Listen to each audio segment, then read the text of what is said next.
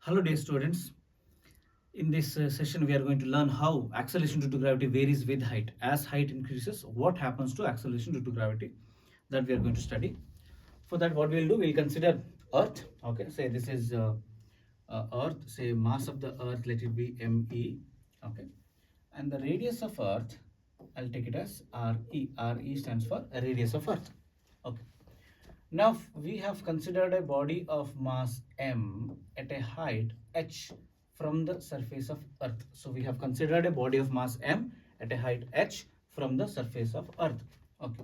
Then what is the force experienced? What is the force on this mass? Okay. So here I can write two equations. One is based on universal law of gravitation. Okay. First step, according to universal law of gravitation, according to universal law of gravitation, please write it in your notes. Please write it. Otherwise, understanding will become difficult. According to universal law of gravitation, F force on this mass, okay, or Fh I'll write force at that particular height h. F is equal to G into m1 into m2 divided by r square. M1 means mass of the earth, M2 means that body, okay, divided by r square. R is the distance between the earth and the mass, distance between the earth and the mass. So what is this distance? This distance equal to radius of earth, okay, plus h, correct now, Re plus h whole square. So this is the equation for force.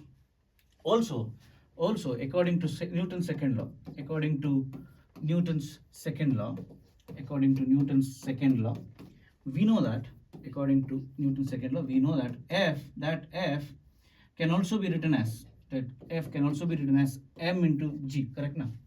F is can also be written as m into g. G at that particular height. Correct now? So this is my equation number 1 and this is my equation number 2.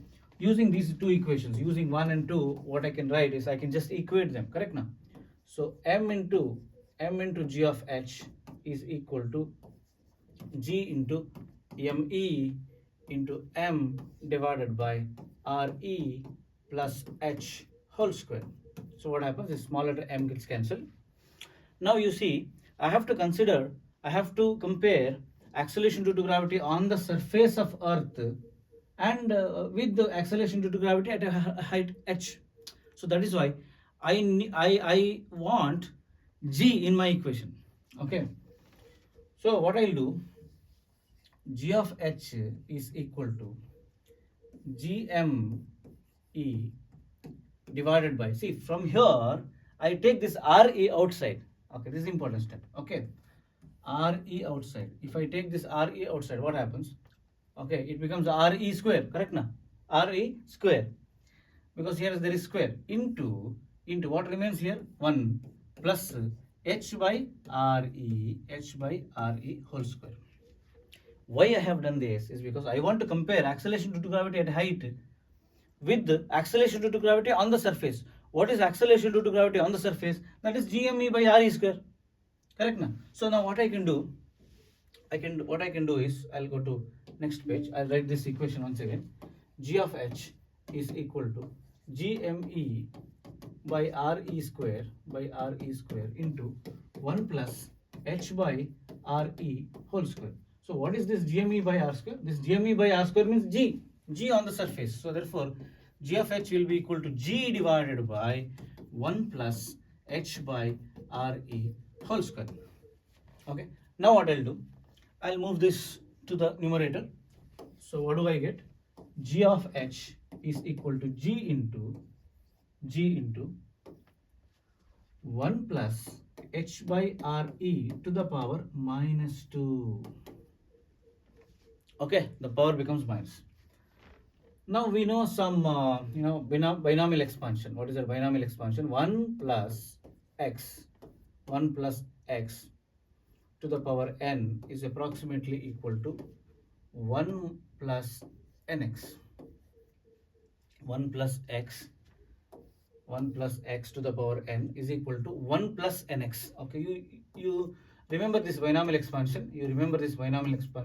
This holds good only when x is x is very, very small. Only when x is very, very small. Here, how x is small is because h, if you consider a body at a particular height, say 100 kilometer, that h is very, very less compared to radius of Earth.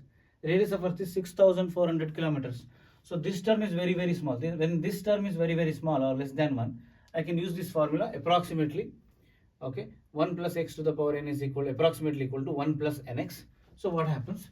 G of h is equal to g into 1 plus nx. Okay, 1 plus n means what? Minus 2. So 1 plus n means that plus and minus 2, it becomes minus, correct? Now 1 plus n, this is n, and x means 2h by re. So what happened? So g of h is equal to g into 1 minus 2h by re. So this is the approximated equation. So what is the original equation? G of h is equal to g into 1 plus h by re to the power minus 2.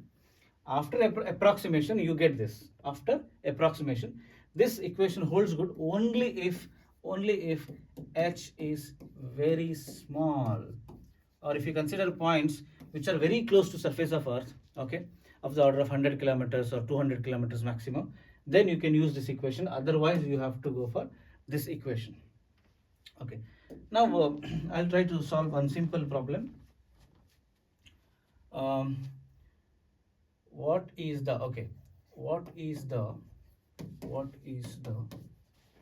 acceleration due to gravity? What is the acceleration due to gravity? Acceleration due to gravity. What is the acceleration due to gravity at a height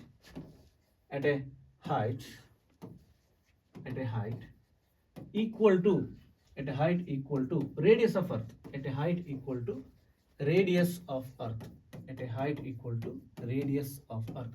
What is acceleration due to gravity at a height equal to radius of Earth? Okay, at a height equal to, okay, what is radius of Earth? Radius of Earth is equal to 6,400 kilometers. Okay, so h is equal to radius of Earth is equal to 6,400 kilometers.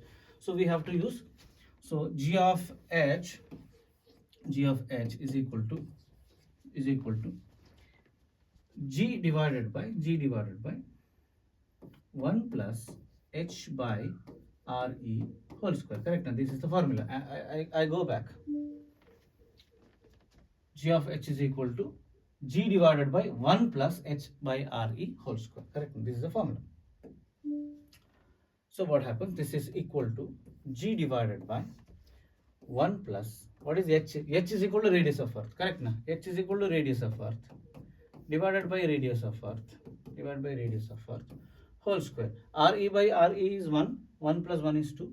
2 square is 4. Okay. So therefore g of h is equal to g by 4. So at a height equal to radius of Earth, the acceleration becomes 1/4 of the acceleration due to gravity on the Earth's surface. This is a very simple problem. Hope you understood it. Thank you very much.